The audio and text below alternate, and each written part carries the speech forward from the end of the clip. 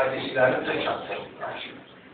O təmiz hədisləri mən nəzərdə tuturam ki, nə qədər Peyğəmbər vəsiyyət edildi ki, məndən sonra Fatıma budur, Həsən budur, Hüseyin budur, Ali budur.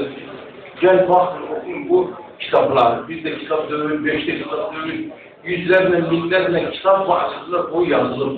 O kitabların bir qismi gəlib, indi əlimizdə çatıbdır, bir qismi heç də çatmayıb, orada yoxa çıxardıblar. Məhv edirlər, yandırıblar. Kinlərindən ki, o qədər kinləri var bu Əhl-i Beytdən, bunların çalışırlar ki, tarixlərini məhv eləsinlər. Lakin Allah Tebareke ve Teala onun tersine istiyor. Allah istiyor ki bu devam edecek. Bu devam edecek. Ta İmam Zaman Accal Allah'ını gösterip zuhur edecek. O zaman tabi edeceğimiz için mesela ayeler çoktu, hadisler çoktu. Her arasında bir miktar içinde bazı şeylerden sohbet edeyim ki bu meclis ona göre kuruldu. Yani biz merhum haber gelmemiş ki rahmet edildi. Ele geçen haftadan Hacı'ya gidip haber verdiler ki birinci gün Ayetullah İsmail'in Kerami'nin emriyle burada meclis geçireceğiz. Hanım Fatıma Zehra'nın merasimi geçireceğiz. Şimdi Allah'ın iradesi böyle istedi ki o adam burada gelsin, yazsın, karışsın, Hanım Fatıma Zehra'nın yazısından dinlersin. O da Allah'ın öz iradesidir. Bu Allah'ın iradesine kimse karşı etmez. Lakin gene de hakikaten de insan bir taraftan bakanda bir keramet gibi bir şey görür. Dedi ki bunlar hakikaten Allah'ın evliyasıdır. Allah'ın salih bendesidir. Gelip yüzüne tesadüf eder. Ve bizler Allah'ın da şükür eylemeliyiz ki geldik biz böyle mecliste bir günleri iştirak eder. Allah Teala bu mecliste iştirak etmemizin sevabının çoklu ödül verir. Çünkü iki büyük şey, iki büyük yanımız var. Hanımın hakkında malumdur ki El-Kevser surası onun hakkında ne söyler? Salavat ya Muhammed ve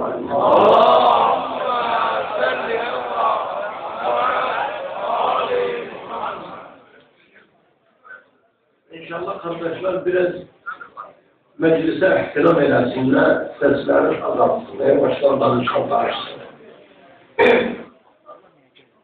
Sure-i Kevser ki bütün Müslümanlar söz bilirler ki Hanım'ın hakkında nazil olundu.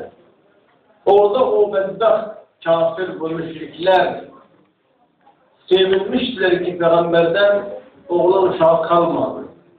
Gittiler. Uşakları kalmadı. Dediler bu adam soracak oldu. Daha kapısı bağlandı. Nesli yoktu bunun. Sevinirdiler. Fakr ediyipler. Allah Teala bu suratı gönderdi. İnna a'taynâkel kevser. Biz Kevser'i sana ata ederiz. Kevser burada manaları biri bildiğiniz gibi Havz-ı Kevser ki kıyamet günü onu da tamam Müslümanlar tasdik edilen hadis var. İki Sâkî Kevser Hazreti Ali de aleyhisselam. Kıyamet günü ancak Ali o Kevser suyunu verecektir. Öz yolunda gidenlere, öz aşıklarına, öz mühimlerine, sevdiklerine.